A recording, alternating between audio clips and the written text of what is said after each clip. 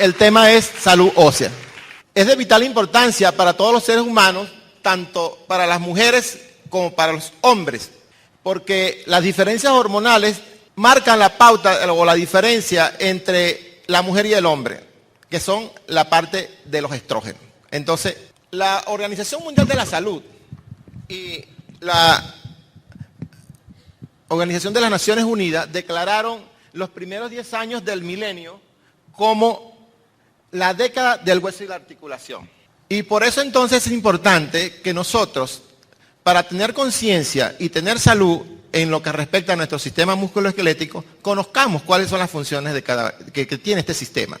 El sistema musculoesquelético está constituido por huesos y articulaciones. Y entre las funciones más importantes están dar soporte a los tejidos blandos, proteger a órganos vitales como cerebro, corazón, pulmones, médula espinal, entre otros.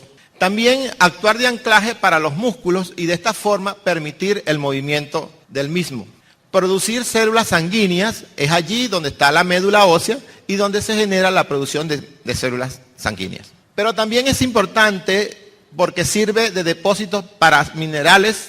Entre estos tenemos el calcio y el fósforo, que son fundamentales en la salud ósea. Y algo fundamental es su capacidad de autorregenerarse para reparar el hueso dañado. Y aquí la doctora Ruxala me adelantó un poquito y simplemente quiero decirles que durante la vida o durante el transcurso de la vida, los huesos son capaces de acumular, como especie de un banco, como un ahorro, acumulan masa ósea. Y es en la etapa de la adolescencia y en la etapa de la adultez joven donde ocurre el máximo pico. Para la mujer, alrededor de los 15, 20 años, y para el hombre entre los 25 y 30 años. Y esta es una etapa fundamental porque de aquí va a depender que se ocurra o no osteoporosis al final de la vida. De tal manera que una adecuada ingesta de calcio en la juventud es un seguro de vida para evitar esta enfermedad. Ahora bien, las 3 enfermedades que se asocian con una ingesta inadecuada de calcio son osteoporosis, hipertensión durante el embarazo y cáncer de colon. Y hablando de la osteoporosis, la define la Organización Mundial de la Salud como una enfermedad sistémica del esqueleto caracterizada por una disminución de la masa ósea y de la calidad del hueso, con deterioro progresivo de la microarquitectura y un consecuente aumento en la fragilidad ósea que lo predisponen a las fracturas. Por eso es importante estar en alerta con la fragilidad ósea, por cuanto las enfermedades de los huesos y las articulaciones representan el 50% de las enfermedades de la vejez. Y por otro lado, la osteoporosis, quizás la más silenciosa de las enfermedades, es la segunda amenaza de salud pública después de las enfermedades cardiovasculares, aunque hoy ya se sabe que la diabetes juega un papel preponderante y está ahí peleando con las enfermedades cardiovasculares. No sabemos cuáles primero. Los diabéticos tienen enfermedad cardiovascular, las enfermedades cardiovasculares cursan también con diabetes, en fin. Lo importante es que conocer sus factores de riesgo y la forma de prevenirla ayudan a permanecer al margen de las estadísticas. En el mundo, estas cifras son convincentes en relación a la osteoporosis. Miren, afecta una de cada 5 mujeres mayores de 45 años y a 4 de cada mujeres mayores de 75 años. Y esto que está acá, existe una pérdida anual de masa ósea entre un 1 y un 5% durante los primeros 5 años de la menopausia, según este autor. Y esto es bien crítico porque estamos hablando de 5 a 25% de la pérdida de la masa ósea en los primeros 5 años de la menopausia. 1 de cada 8 personas mayores de 50 años sufren fractura de columna. Y por otro lado, la mujer posmenopáusica tiene un 30% más de riesgo de fractura que el hombre por la situación de las hormonas.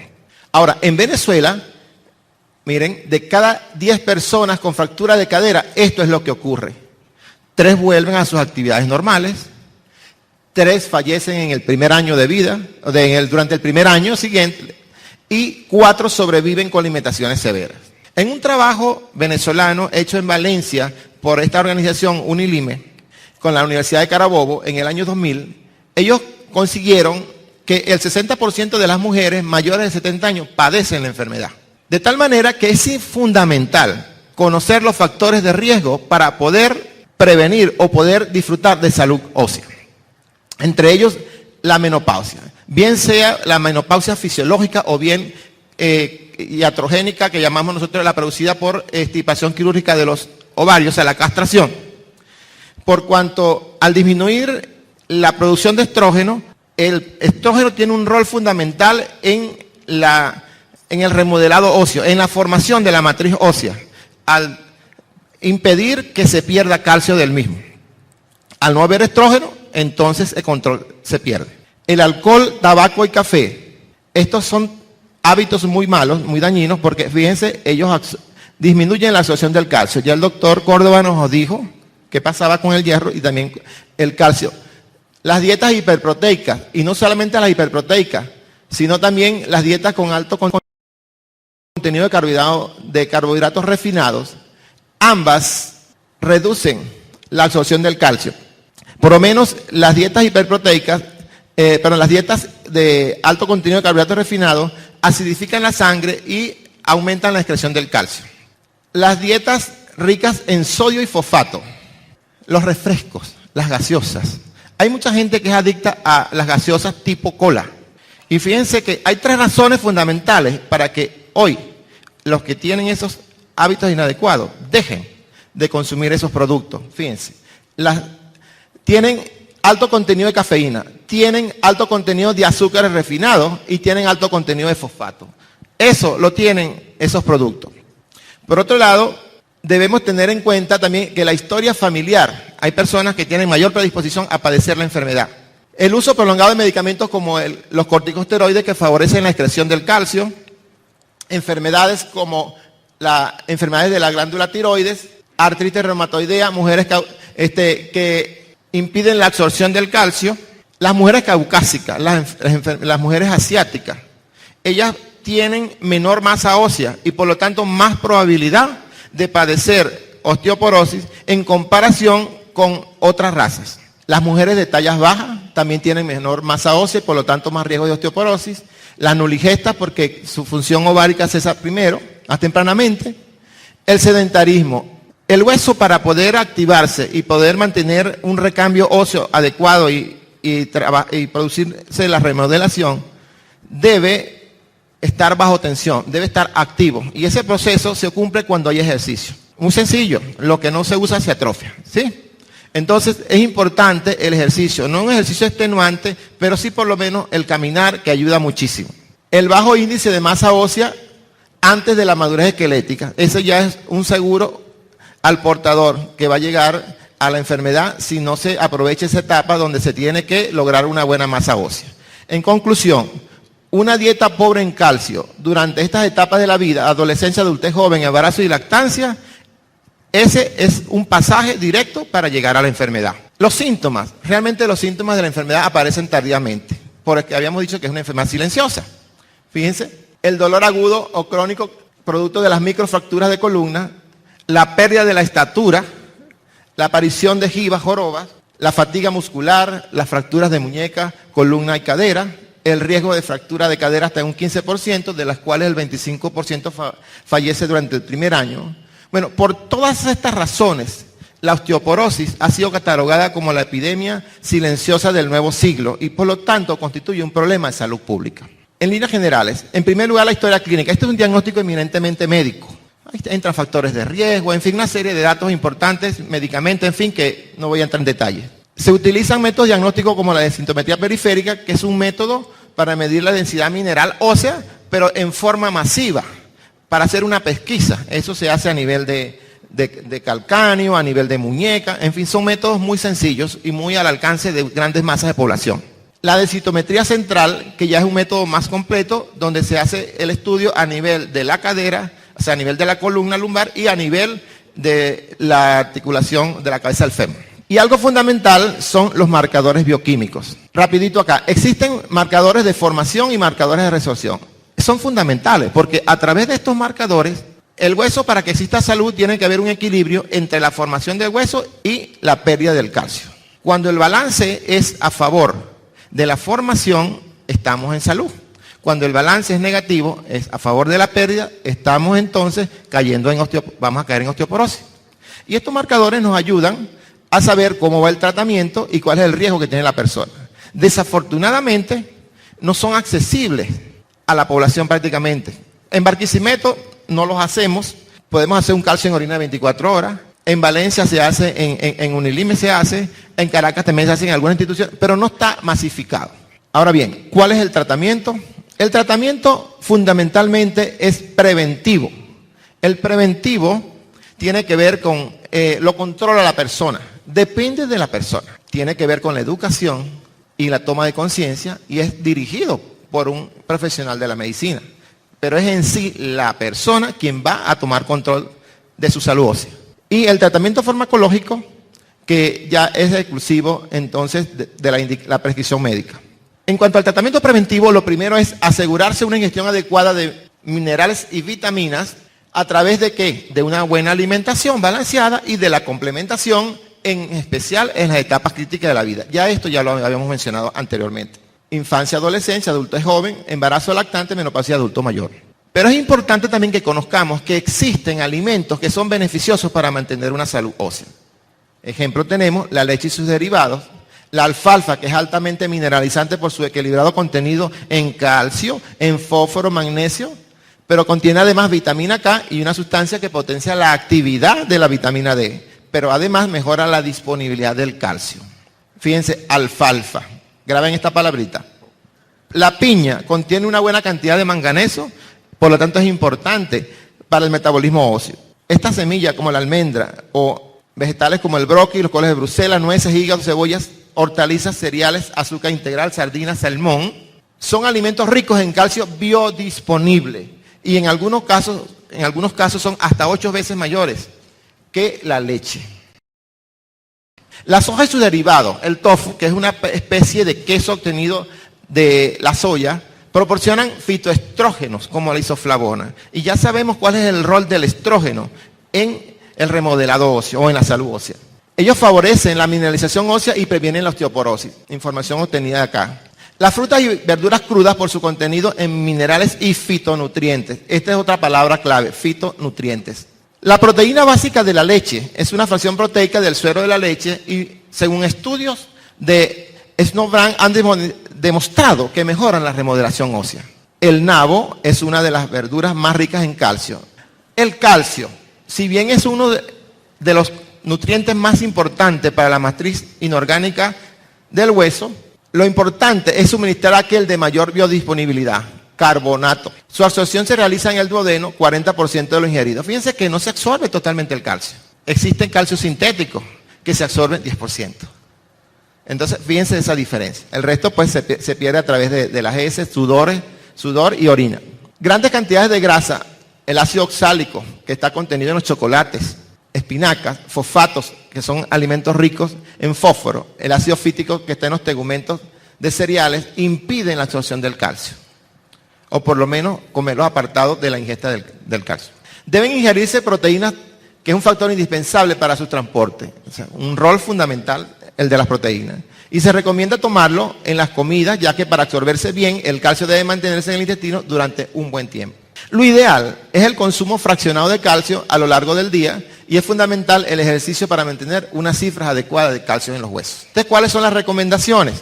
Aquí, bueno, esta cifra adolescente, pero la doctora nos había hablado que hasta 1500, la doctora Ruxala. En las mujeres no embarazadas, 1000 miligramos día, mujeres embarazadas, 1200 miligramos día, mujeres posmenopáusicas, 1500 miligramos día y mujeres lactando 1500 miligramos día. Esto es la suma de la ingesta por la alimentación más la complementación.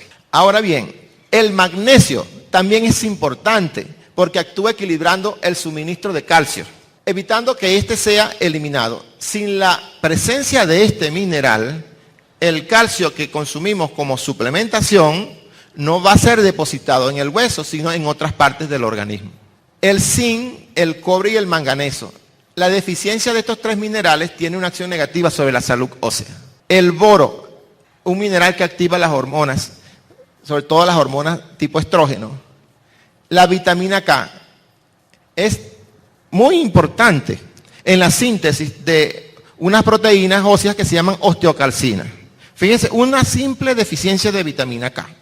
Y la osteocalcina, que es una proteína no colágena, allí es donde se va a depositar parte del calcio que se ingiere para desarrollar la matriz ósea. La vitamina D facilita la absorción del calcio a nivel gastrointestinal y muchos minerales necesitan o dependen directamente de esta sustancia para su utilización. Ella es sintetizada mediante una exposición solar de 10 a 15 minutos, 3 veces a la semana, son suficientes para los requerimientos del organismo. Sin embargo, se puede también generar o obtener a través de la ingesta de pescado, nueces, mejillones, champiñones, entre otros. Lo que quiero decir con esto es que no necesariamente es condición sine qua non que si un producto, un calcio no tiene vitamina D, no es bueno. No. Existen indicaciones precisas para el consumo de la vitamina D. Personas que no se exponen al sol, personas que están postradas en cama, personas que tienen problemas con la absorción intestinal, en fin, pare de contar. Nosotros vivimos en un país donde, sol parejo todo el día. Fitonutrientes, flavonoides, que son necesarios para que el organismo forme estructuras colágenas y que estabilicen la masa ósea. Un aminoácido no esencial como la lisina también es importante porque investigaciones recientes han demostrado que es necesario para el transporte y la absorción del calcio. La vitamina C, cofactor esencial para la síntesis del colágeno.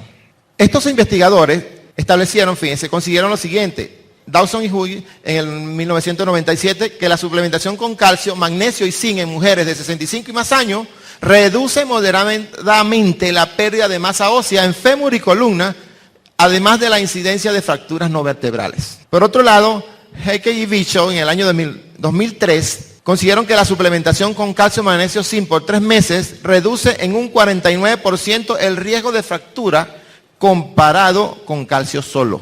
Este autor dice que la ingesta diaria de calcio durante 30 meses en mujeres peri y posmenopausia es efectiva para prevenir la pérdida ósea, o sea, actúa aumentando la densidad mineral ósea. ¿Qué le quiero decir con esto?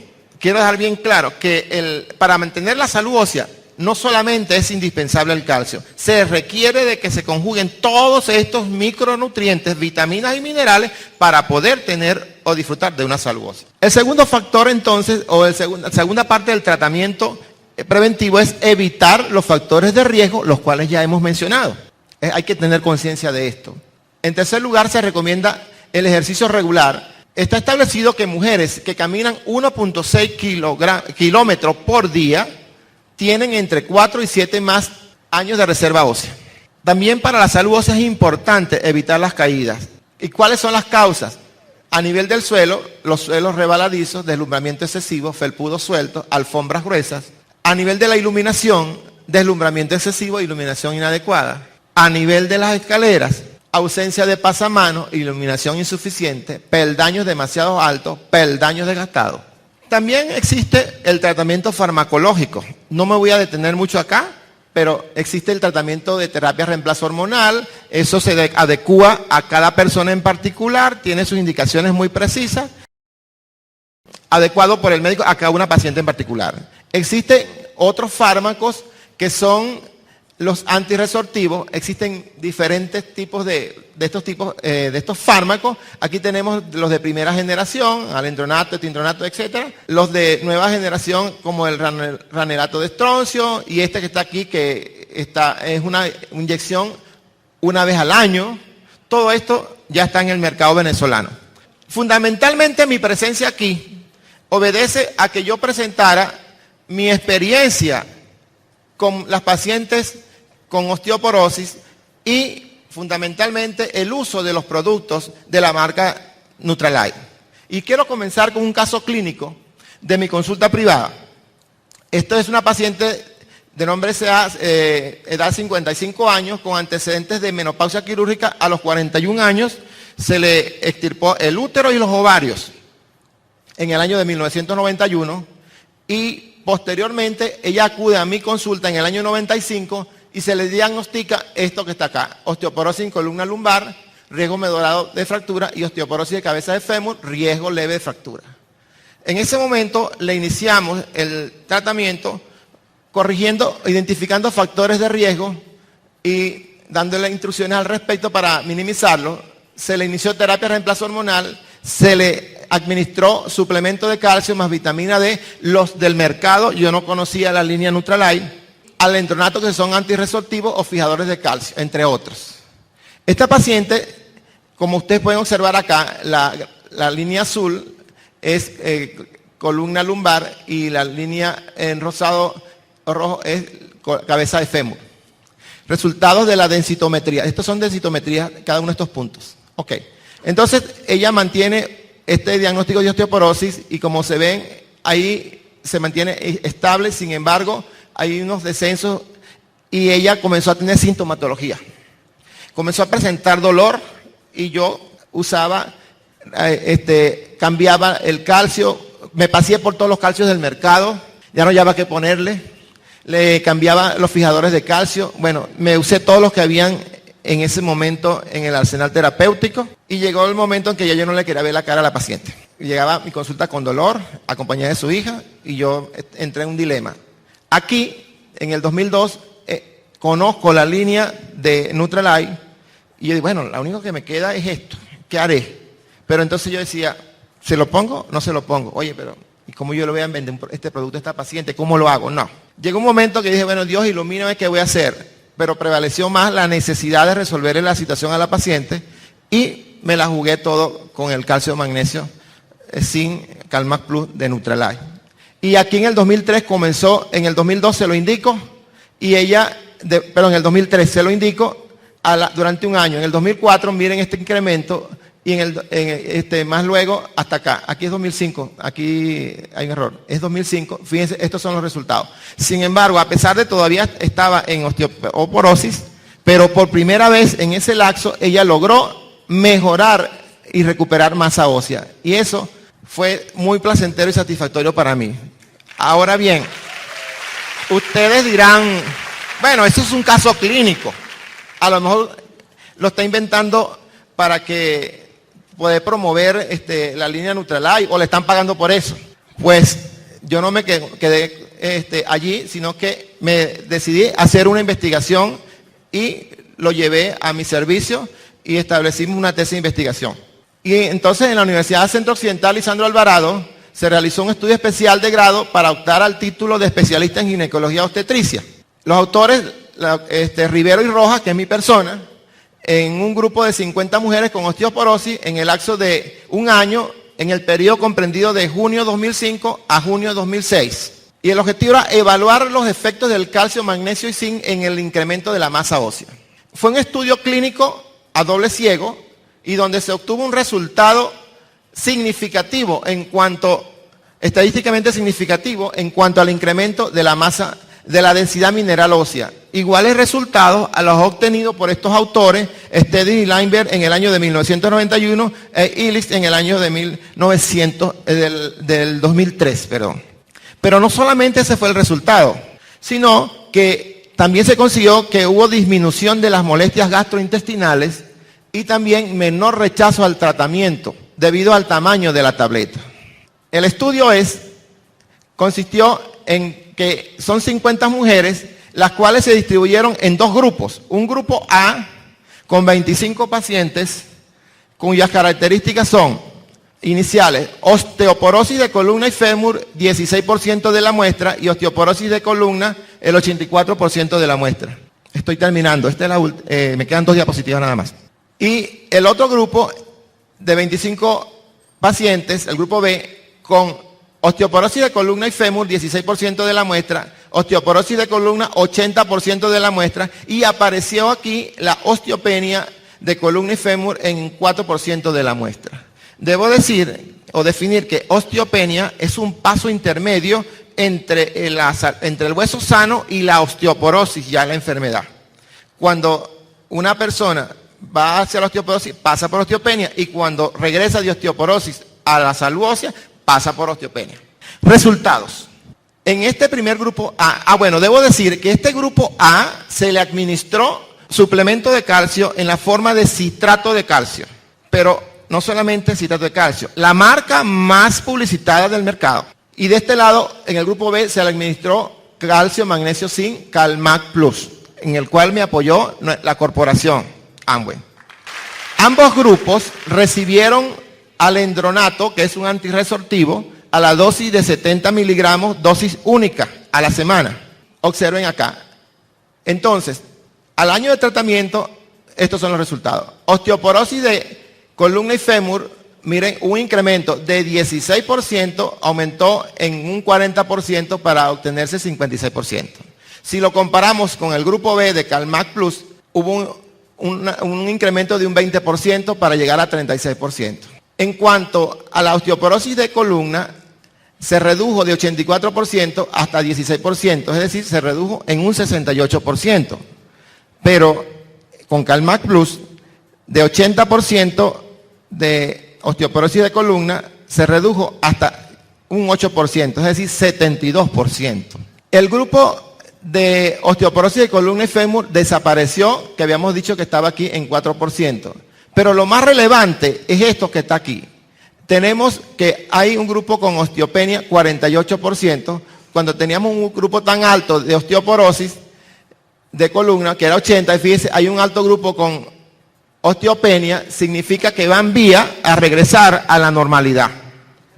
Y el grupo de B se consiguió también que osteopenia de columna, de fémur, 8%. No hubo de columna y fémur juntos. De tal manera que, por mi experiencia y por estas evidencias, yo me permito recomendar el combo perfecto para mantener la salud ósea, como es el calcio, Calmac Plus, por todo lo que ya hemos dicho, que no solamente es un problema de calcio solamente, sino que tiene todo lo demás. Tiene magnesio, tiene zinc, tiene cobre, tiene bromo, pero manganeso, pero sobre todo también tiene fitonutrientes, isoflavonas. Tenemos la proteína. Hemos dicho el valor fundamental que tiene la proteína en cuanto al transporte del calcio. Los ácidos omega 3 se recomienda para mantener la salud tanto del hueso como de las articulaciones. Y la vitamina C o BioC Plus, que además que tiene bioflavonoides, es un cofactor importante en el desarrollo de la matriz ósea. Esto es pues lo que quería compartir con ustedes. Por su amable atención, pues, muchísimas gracias. De verdad. Bueno, ahora vamos a seguir en este ciclo conferencial y tenemos ahora a un gran amigo de todos nosotros acá. Él también participa como empresario de la actividad de negocios que todos desarrollamos. Es médico, él es graduado en la Universidad Central de Venezuela, con posgrado en Medicina Interna del Hospital Miguel Pérez Carreño, aquí en Caracas. Además hizo endocrinología en el Hospital de Hammersmith de Londres, diabetología clínica en Heidelberg de Alemania, fundador del posgrado de nutrición clínica de la UCB y de la unidad de endocrinología del Hospital Universitario de Caracas. Actualmente ejerce su profesión en el Hospital de Clínicas y Urología San Román. El tema que nos trae para el día de hoy, ya como cierre de este ciclo, es dirigido hacia los diabéticos, o el diabético es algo más que simplemente azúcar alta, complicaciones y soluciones.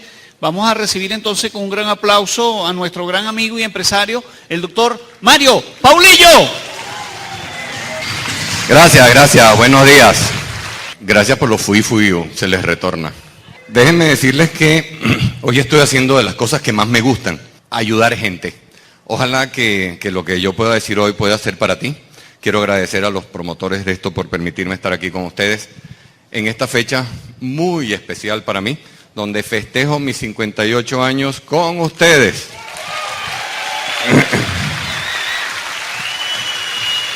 No quiero felicitaciones de cumpleaños porque realmente no estoy cumpliendo años, solamente rememoro mi antigua fecha de nacimiento. Porque si no me puedo poner viejo como algunos acá, así que... Bueno, miren, hoy vamos a hablar de diabetes. De paso, estoy sumamente orgulloso de todos los colegas que me antecedieron. Realmente, qué bueno poder tener gente, médicos, pero bien serios y no rocheleros como yo, dedicados a esto y que realmente sirva de factor multiplicador para que mucha más gente tenga buena salud. Y fíjate que ni siquiera se necesita ser médico para eso. Basta simplemente y llanamente con organizar un pequeño negocio de mercadeo multinivel que puede ir creciendo para que ayudando a mucha gente te ayudes a ti mismo y a tu familia. De manera que vamos a hablar de diabetes, mucho más que azúcar excesiva. Todo el mundo sabe que la diabetes consiste en tener el azúcar alta. El asunto no es ese. El asunto es que cuando uno tiene el azúcar alta, puede tener ateroesclerosis severa y precoz. El problema de un diabético no es el azúcar. El problema de un diabético es la enfermedad cardiovascular que la diabetes mal controlada y no adecuadamente corregida en varios de sus factores de predisposición a infarto, el diabético vaya a terminar en un infarto al miocardio que tiene 50% de muerte inmediata y 50% de sobrevida con muchas limitaciones, o en un accidente cerebrovascular, o en ceguera, o en insuficiencia renal, o en amputaciones. El problema del diabético no es tener el azúcar alta. El problema del diabético es el riesgo que corre de tener entonces ateroesclerosis severa y precoz. De manera que nosotros ahorita vamos a ver las complicaciones relacionables con la diabetes y el tratamiento de la diabetes, que también a su vez genera complicaciones. Todos los órganos son lesionables por tener el azúcar alta. Todos los órganos pueden tener complicaciones y hacerle la vida miserable a la gente que realmente tiene la diabetes y ni siquiera lo sabe. La mayor parte de la gente que tiene diabetes no lo sabe, porque la diabetes empieza después de comer. Cuando una persona come, el azúcar la tiene más alta que en ayunas. Pero cuando una persona come y tiene diabetes, el azúcar le sube muchísimo más. Pero puede que se pase toda la noche sin comer y llegue a la mañana siguiente y amanezca con el azúcar normal y ni se enteró de que tiene diabetes. Es después de comer cuando se hace la pesquisa para saber si uno tiene diabetes o no. El problema se llama glucosilación. El azúcar se mete en todos los rincones del cuerpo y el azúcar lo que hace es torcer todas las fibras y las células del cuerpo y va poco a poco degenerándolas. El problema es un problema social muy grande porque produce incapacidad y muerte prematura y mucha angustia familiar porque realmente la diabetes termina siendo una enfermedad de la familia, con el inconveniente de que el familiar, hijo, hija del diabético, viene a la consulta a chismear al diabético por todo lo malo que está haciendo. Mire, doctor, no se come tal cosa y hace tal otra y come escondido y yo no sé qué y no cumple las indicaciones y yo lo he visto que no sé qué cosa, pero no dicen niñez de lo gordos que ellos están, de los sedentarios, de los problemas de estrés que tienen, teniendo una herencia que posiblemente a ellos se les manifieste en la edad adulta. ¿Cómo se produce la diabetes? Lo primero que se necesita es tener alguien en la familia que tenga diabetes. Nosotros vamos a transmitir genéticamente las posibilidades de tener inteligencia, belleza física, cuerpos esculturales como la de algunos de ustedes tienen acá, o por lo menos los tenían, y los pueden volver a tener. Y además uno puede heredar pues tendencia a enfermarse. ¿Qué tuvieron tu padre y tu madre de enfermedades? ¿Qué tuvieron tus abuelos, tus tíos? ¿Algún hermano mayor que haya tenido algo? Realmente por ahí se meten los genes que eventualmente pueden secundariamente transformarse en problemas de salud. Básicamente el de hoy es bien importante que lo sepan. La mayor parte de los diabéticos son diabéticos simplemente porque tienen un gen que se expresó. Y nosotros podemos hacer la más hermosa de las medicinas, que es evitarla. Y si no se puede evitar, por lo menos evitar que se manifieste como complicación cardiovascular. Mientras más edad, más oportunidad. Mientras sobrepeso, más oportunidad. Mientras más sedentarismo, más oportunidad. Mientras más estrés, más oportunidad. Están asociados a la diabetes, la gordura, la tensión alta, el tener el colesterol malo alto y el colesterol bueno bajo, el tener los triglicéridos altos y otros dos que no son tan populares, que son la homocisteína y la proteína C reactiva, que cuando están altas lo que significan es que hay inflamación en el cuerpo y esta inflamación puede proceder de la ateroesclerosis, porque la ateroesclerosis, que es la enfermedad que termina en infartos, puede producir inflamación y oxidación. Entiéndase. La ateroesclerosis es una enfermedad inflamatoria y oxidativa. la parte interna de la arteria se inflama, se oxida y se tapa. De forma que nosotros tenemos este par de elementos, homocisteína y proteína C reactiva, interesantes porque hoy en día, ya en Amway Estados Unidos, por $300 uno puede determinar si uno tiene tendencia a esa enfermedad inflamatoria arterial en sus genes. Y uno puede saber si los hijos lo tienen. De forma que si en tu familia hay gente gorda, hipertensa, diabética, con triglicéridos, colesterol o que hayan tenido ya infartos o accidentes cerebrovasculares, esos descendientes pueden determinar cuáles sí y cuáles no tienen la tendencia a inflamarse desde el punto de vista genético y entonces además pueden hacer un tratamiento preventivo para tener antiinflamación y antioxidación y evitar la enfermedad degenerativa que termina en el infarto. Bueno, sí hay buenas noticias, se puede prevenir, ya hablamos de eso, se pueden evitar complicaciones si ya las tiene.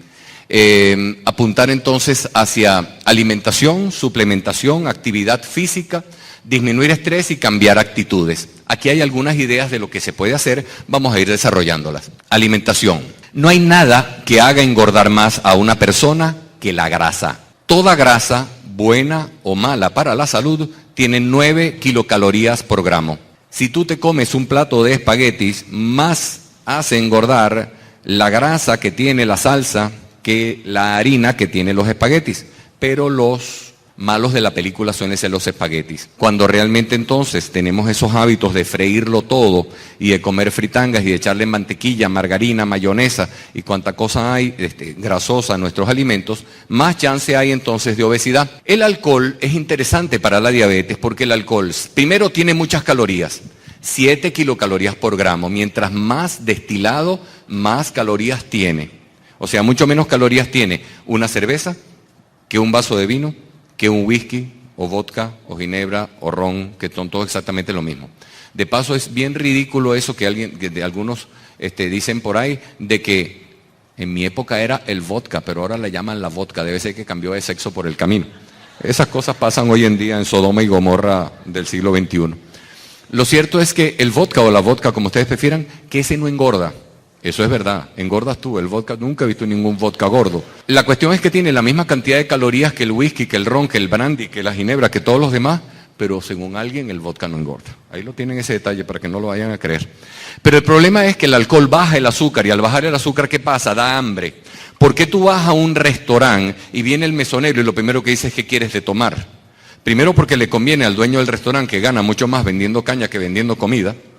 Y segundo, porque a ti te va a bajar el azúcar cuando te tomes la bebida alcohólica. Y al bajarte el azúcar, cuando vengan las arepitas con nata, cuando venga el pancito con ajo y mantequilla, que tienen además grasa, y el tibón steak y todas las demás que te vas a meter, pues eso entonces te cabe más porque tienes más hambre, porque te bajó el azúcar. El alcohol además puede generar pancreatitis crónica, y la pancreatitis crónica puede ser factor diabetogénico, o sea, productor de diabetes. El azúcar y las harinas tienen igual cantidad de calorías, 4 kilocalorías por gramo, pero las dos generan hiperinsulinismo, o sea, tú vas a tener un aumento después de tomar azúcar y harina, un aumento de la cantidad de insulina tuya, y esa insulina en algunas personas puede generar gordura y puede generar también aterosclerosis. La fibra soluble, fibra es la parte del vegetal que no se absorbe. No tenemos enzimas para absorberla.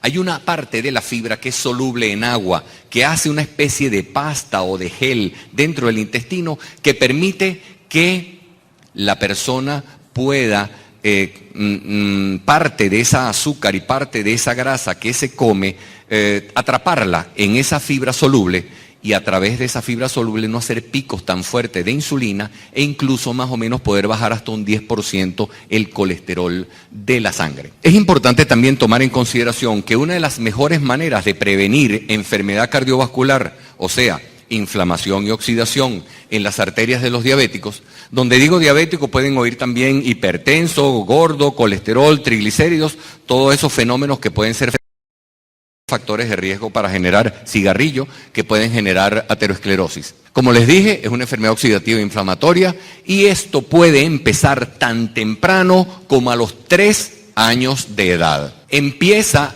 el ateroma, o sea, la bombita de grasa dentro de la arteria, tan temprano como a los 3 años de edad. Estamos cansados de ver casos de niños y muchachos que se mueren en accidentes o por otras enfermedades, se les hace una autopsia y tienen las arterias ya con los ateromas en las bifurcaciones de las coronarias, de las cerebrales anteriores, de las carótidas. De manera que esto es algo que está pasando cada vez con más frecuencia en nuestro país, desde que nuestros hábitos ya no son entonces caraotas, carne mechada y arrocito, sino que es entonces McDonald's y pizzas y cosas de esas que nuestros muchachos los ingieren en exceso y no tienen entonces la manera de contrarrestarlo con antioxidantes omega, etcétera, y terminan entonces siendo los adultos que se infartan. Nosotros tenemos necesidad de antioxidar. Hay 3 grandes antioxidantes que son la vitamina A, la vitamina C y la vitamina E. Evitan que se oxide el cuerpo, que se oxiden las células. ¿Okay? Y la oxidación no solamente puede producir infarto, sino que también puede producir cáncer. De manera que usar suplementación de antioxidantes vale la pena. Pero tienen que ser antioxidantes que sean naturales, porque los antioxidantes sintéticos no se absorben bien en el intestino, ni tienen buena utilización biológica en la célula corporal. Ustedes podrán entonces notar que cuando toman algún polivitamínico, particularmente de esos que vienen en farmacia, o que se toman una vitamina B e incluso se la inyectan, al rato están orinando rojo. ¿Por qué orinan rojo? Porque botaron lo que se tomaron o lo que se inyectaron. Porque si el cuerpo los hubiera utilizado, no los hubiera botado por la orina. O sea que dense cuenta cómo realmente uno pierde tiempo y dinero haciendo heces fecales y orina enriquecida con vitaminas y minerales a través del uso de las vitaminas sintéticas, que son las que se consiguen normalmente en farmacia. La única manera de generar un montón, gracias, la idea para uno generar un montón de vitamina, uno tiene que hacerlas sintéticas, porque imagínate de qué tamaño tiene que ser el galpón donde el laboratorio va a meter naranjas para poder hacer, galpón refrigerado, para poder hacer vitamina C. Es mucho más fácil sacarla del azúcar. Te compras un tambor de glucosa en polvo y la transformas en ácido ascórbico. De manera que eso no sirve, pero sí sirven las vitaminas naturales. La A no puede ser tomada como vitamina A porque es tóxica para el hígado. La A hay que tomarlo como precursores de vitamina A, que son los multicarotenos. La vitamina C, la mayor fuente de vitamina C que hay en el mundo es el semeruco criollo. Una cerecita verde de semeruco equivale a la cantidad de vitamina C que tienen 4 naranjas. De forma que es bien importante, y justamente la BioC Plus nuestra está hecha de eso, de semerucos, y además tiene concha y pulpa de limón, para que los bioflavonoides que vienen allá adentro actúen como antioxidantes y como antiinflamatorios naturales, y además de eso hagan un efecto de favorecer la absorción y la utilización biológica de la vitamina C que viene acompañándolos. La vitamina E es la más cardioprotectora de todas las 3. Y apenas con 22 miligramos o unidades de vitamina E al día, si se toma con lecitina que favorece su absorción, rápidamente con eso tenemos más que suficiente para una buena antioxidación. Importantísimo hablar del complejo omega 3, porque realmente este es el secreto que tienen los esquimales, que a pesar de que comen mucha grasa saturada animal para el frío que pega por allá arriba, ellos toman mucho omega 3 proveniente de los pescados azules de aguas profundas. Y eso entonces les permite mantener limpias a las arterias, que es básicamente lo que hacen los omega 3. El ácido fólico y otras vitaminas B también tienen un reconocido efecto en este proceso de inflamación y de oxidación dentro de las coronarias. Incluso hay trabajos de investigación que hablan de que gente que tiene esta tendencia se le puede mantener normal homocisteína y proteína C reactiva si tienen suplementación de vitamina B. El problema de la vitamina B es que es toda sintética, la que se consigue en farmacia. La gran fuente de vitamina B natural es la levadura de cerveza, ¿ok? La tableta nuestra de vitamina B está hecha de levadura de cerveza, pero no tiene levadura de cerveza ni tampoco hace engordar. Lo que tiene es el extracto de la vitamina B que se necesita. Actividad física. La Asociación Americana del Corazón sugiere entre media hora diaria o una hora interdiaria para mantener al cuerpo entrenado para evitar infartos. Y si realmente uno está serio en perder peso y mantener el peso mantenido, ya que el sobrepeso es un factor de riesgo importante para diabetes y enfermedad cardiovascular, esa persona tiene que disminuir el número de células grasas, adipocitos, y aumentar el número de células musculares, de miocitos. Mientras más células musculares haya y menos células grasas haya, mucho menos chance de diabetes, hipertensión, infartos, colesterol, etc. Aquí quizás esté la parte más difícil de todas, disminuir el estrés. Realmente nosotros mamamos el estrés de nuestra madre. Imagínense a una muchacha que de repente entonces se le ocurrió casarse, se le ocurrió quedar preñada y se le ocurrió parir. Recuérdense ustedes, las que han sido madres, tomando al hijo o hija recién nacido, qué sensación de amor tan grande, qué sensación de alegría, qué sensación de sueño cumplido, ¿verdad que sí? Primera reacción, segunda reacción, ¿y ahora qué hago, manito? ¿Ok? Ahora resulta que tengo este bojotico con patas y tengo que llevarlo a transformarlo en un hombre o mujer de bien y hasta el último día de mi vida voy a estar preocupada por él. Dije preocupada, ¿ok? No ocupada. Realmente la madre vive preocupándose, ¿ok? El hijo se enfermó y la madre y una vez que se preocupó, le bajó la fiebre al niño por la preocupación, la diarrea se le quitó, la tos, el chichón. ¿Y entonces para qué te preocupa? Entonces, realmente nosotros pasamos de generación a generación una forma de reaccionar ante la vida que lo que genera es amenaza, que lo que genera es miedo. Cuando realmente, si yo tengo un hijo enfermo, yo tengo la oportunidad de amarlo más, de cuidarlo más, de estar más pendiente de él, de hacer lo que sea necesario, pero hacerlo, en vez de angustiarme, hacer, ¿ok? Y estamos entrenados para angustiarnos, entonces hacemos todo pero angustiados. Y por supuesto entonces, ¿qué va a aprender el niño? Bueno, pues va a aprender eso, a angustiarse cada vez que le pase algo que resulte amenazante, llámese examen, llámese enfermedad, llámese lo que sea. De forma que bueno, ya sabiendo que el estrés es heredable, nosotros podemos hacer algunos cambios con ellos a través de la formación de endorfinas. Las endorfinas son sustancias similares a la morfina que se forman en el cerebro en la medida en que uno se va entrenando físicamente. Un adulto puede, en 2 o 3 meses de entrenamiento, media hora diaria, una hora interdiaria, formar entonces las endorfinas necesarias para tener necesidad de hacer ejercicio en vez de flojera. Cuando tú empiezas que eres súper sedentario, aquel dolor de aquellas para poder entonces hacer ejercicio, en la medida en que tú te obligas a ti mismo y vuelves a salir a pesar de que no quieres, y vuelves a salir, te pongo un ejemplo de cómo a pesar de que no quieres, tú todos los días sales. Ejemplo, en la mañanita temprano, aquel frío, aquel sueño monumental, pero me tengo que levantar porque tengo que ir a esa sí voy, pero cuando es la flojera monumental porque tengo que ir a hacer ejercicio, a esa no voy, porque no me pagan por hacer ejercicio, ¿verdad?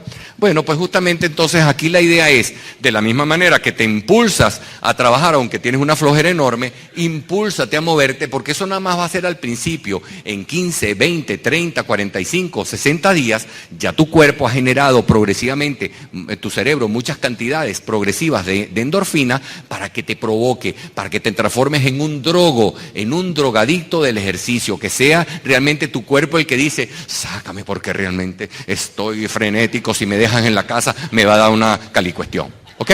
Yoga, meditación, tai chi, artes marciales, permiten que uno se acompase con la respiración. De todas las funciones de nuestro cuerpo, respiración, circulación, digestión, la respiración es la única que depende de la voluntad.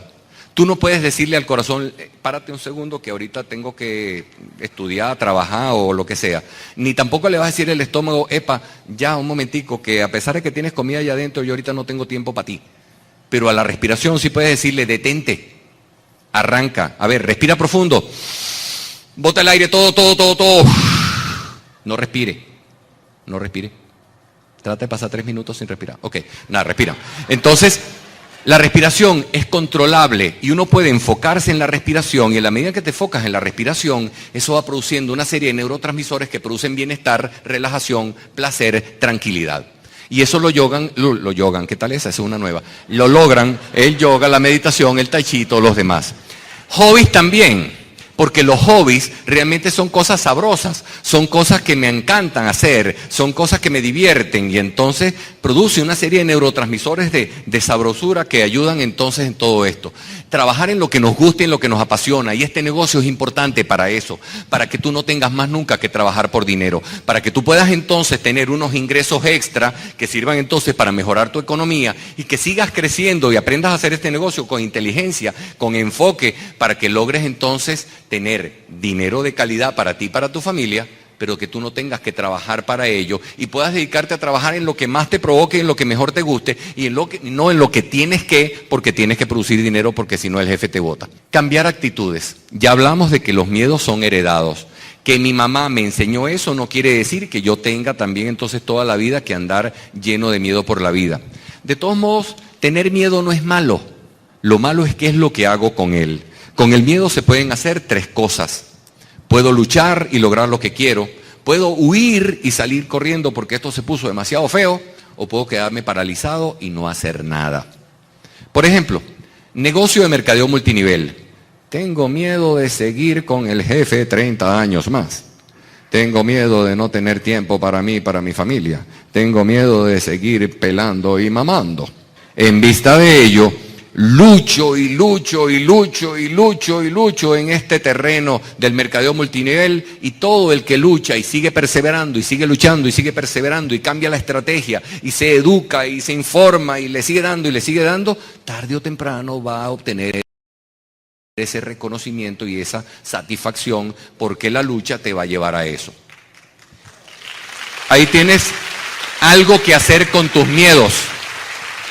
¿Tienes mucho miedo? Fenómeno, úsalo para luchar. Porque también puedes huir, ¿ok? E irte del negocio. Y el jefe estará contentazo porque tendrá otros 30 años de tu adorable compañía. Mientras él entonces está en Hawái, aloha hoy, tú estás trabajando para él. ¿Ok? Puedes huir. También te puedes quedar paralizado en este negocio y no hacer nada. Estás ponchado. Entonces no es no tener miedo, es qué vas a hacer con ellos. Yo te invito a que luches. Ok. ¿Cómo hace uno para pasar de reactivo a proactivo? Bueno, ¿cómo reaccionaba tu papá y tu mamá cuando ustedes estaban chiquitos? ¿Habría otra manera distinta de reaccionar que no fuera angustiándose, preocupándose, mortificándose, arrechándose, frustrándose, amargándose la existencia, con conflictos, con rollos, con mortificaciones, con angustia, con ansiedad, con estrés? ¿Habrá otra forma de hacer las cosas? ¿Cómo será esa manera proactiva? Bueno, ahí te lo dejo para que lo pienses. Ok. También nosotros podemos pasar de andar poniéndole peros a todo lo que nos esté pasando, ponernos a buscar soluciones, ¿ok? Te voy a decir un ejemplo de cómo un amigo mío con una gran inteligencia emocional logró solucionar su problema con su mujer que era igualita a la bruja del 71. El tipo le dio vuelta a la cabeza y logró por fin conseguir un sistema que le permitía no ver ninguna diferencia entre su mujer y la catira regional. El tipo simplemente llegaba lo más tarde posible a su casa cuando las luces estaban totalmente apagadas, no veía ninguna diferencia y se iba pitando de madrugada antes que la fueran a prender. Así no veía ninguna diferencia entre tu mujer y la catira regional. O sea, que uno puede ponerse entonces, como te digo, a buscar soluciones en vez de andar entonces protestando todo el día porque tu mujer es igualita a la bruja del 71. Uno puede pasar de la crítica a la edificación. Eso es una de las cosas que hacemos en este negocio, ¿ok? Nosotros estamos todos entrenados en criticar. Nosotros podemos entonces hacer los cambios necesarios para, en vez de enfocarnos en lo que no nos gusta o lo que nos parece feo de cada una de las personas que tenemos alrededor y decírselas con mucha generosidad por su bien, nosotros podemos entonces al contrario edificar.